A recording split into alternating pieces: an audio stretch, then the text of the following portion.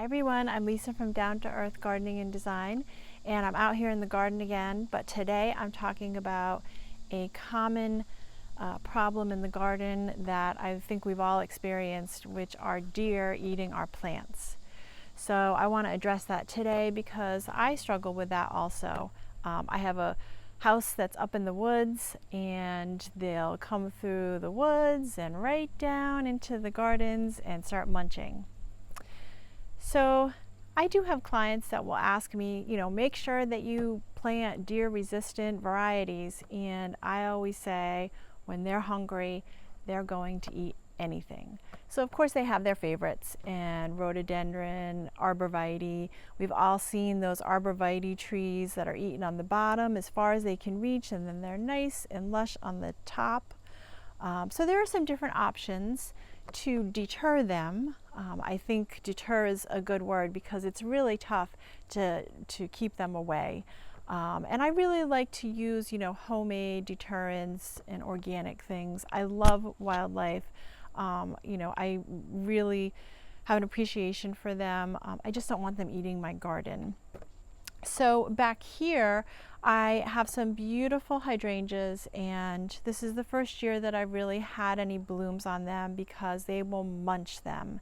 It's like the minute they see the flowers, they come through the woods and they munch them. So we've done an experiment to see what will work and what won't. And there are a lot of organic sprays out there that you can spray on your plants, and they say that the deer won't eat them. They don't like the taste of it. But my problem with it is when it rains or you water, it gets washed off. So it's a lot of work because then you have to just reapply, and it's also expensive. So I always look for, tricks and tips and try to share them with you. So I have heard about Irish Spring soap in the gardens, and that can be a good homemade deterrent. So I have experimented with this for a couple of years.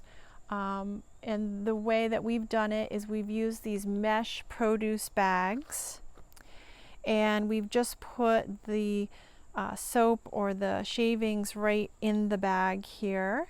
And I like it because they have this little drawstring, so they can really smell it. It's highly fragrant. And then we'll hang it from the tree itself, or we have these nice hooks, which makes it easy for us. And we also we've tried shepherd's hooks, and we put them right in the hydrangeas, and not a deterrent. They could care less about it. So that hasn't worked for me. But what has worked for me this year is fishing line.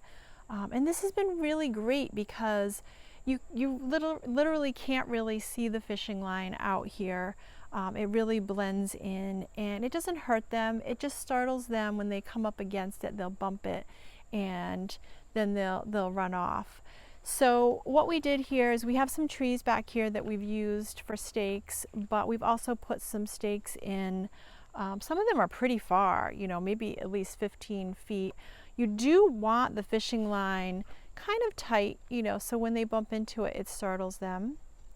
So for materials, you would need some stakes. You could use some metal stakes. I like the wood ones because they just look more natural.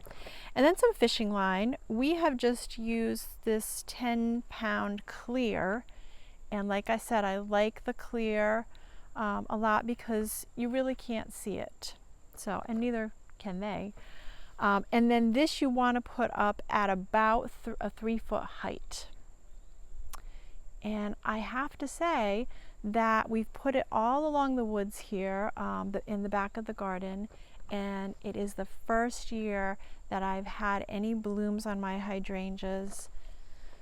The other flowering shrub out here that they like to munch on is my viburnum.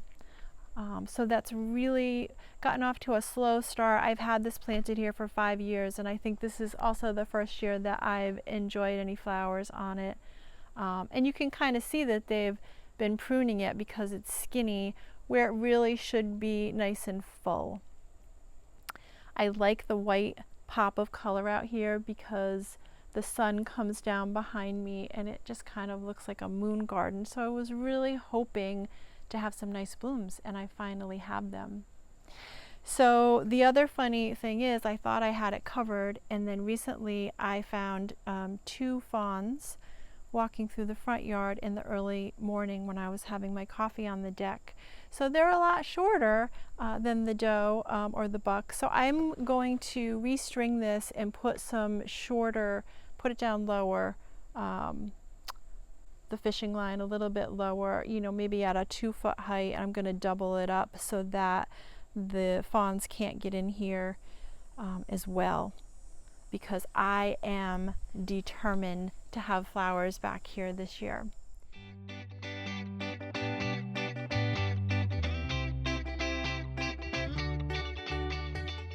My deer fencing was so successful that I really wanted to show you how we put it up, and then we're going to do another string that's a little bit lower because I'm noticing that the fawns can just sneak right under what I have up here.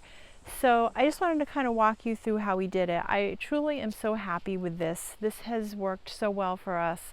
And like I said, this is really the first year that I've had any blooms on, especially my hydrangeas. I have some limelight hydrangeas out here that look gorgeous. Problem is we are backed up against the woods. It's beautiful, it's private back here, but this is a great habitat for the deer. And I love watching them.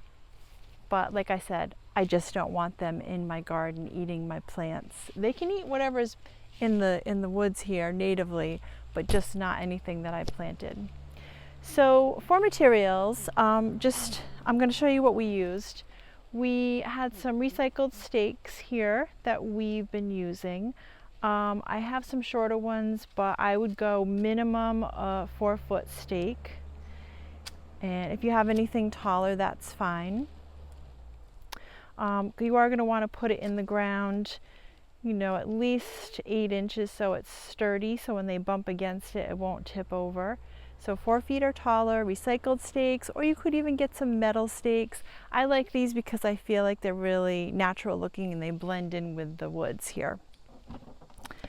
So we've got that. We have a mallet to bang the stakes in. And I told you about the fishing line that we're using. And I also want to say that we bought the most inexpensive fishing line out there. I really wanted to use the clear so it wouldn't show up in the backdrop of the garden. And it's the 10-pound. And then I've just got my scissors to clip the fishing line. So we're also lucky enough to be able to tie the fishing line to some trees in the back here. So I've only needed a few stakes in the mix back here.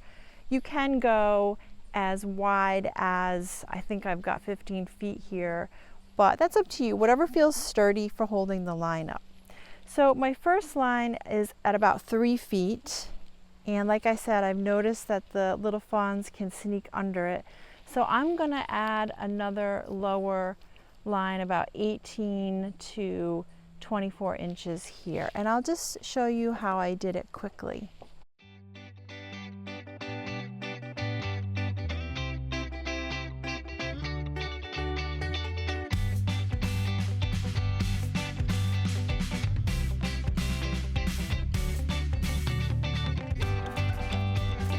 I'm actually seeing a little bit of deer damage here, and this is just the native stuff.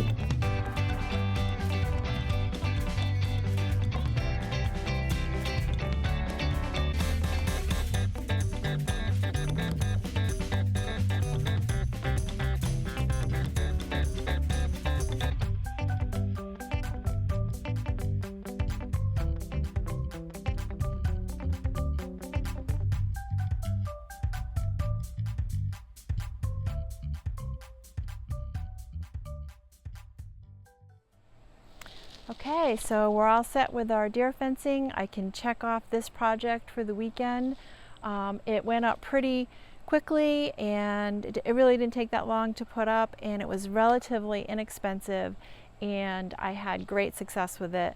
Like I said, this is really the first year in a few years that I've had beautiful blooms on my limelight hydrangeas back here. So it's important to protect your investment, and also just so you can get more enjoyment out of your gardens. But my other tip is, like I said, the location of this garden is backed up against the woods, and so it was pretty easy for me to see, you know, some of their paths and where they were coming from, and of course where they've been munching. So I would say you may not all live in the woods like I do with your garden backed up against the woods, but I would say to watch, you know, if you see for paths or if you see some munching in your gardens, you really just want to pay attention to that. Gardening is really about trial and error. So watch for that, and also you might want to do a trail cam, because they do tend to eat at night from dusk to dawn because they feel a little more secure. So that will help you track it. I love the trail cam anyway because we like to see what's going on in our yard, and we're nature lovers, so we like to see the wildlife. But it also gives me a heads up when I've got critters eating my vegetables and my plants. So I hope you enjoyed this tip. If you liked it, please hit like and subscribe to our channel for some future gardening fun and helpful tips.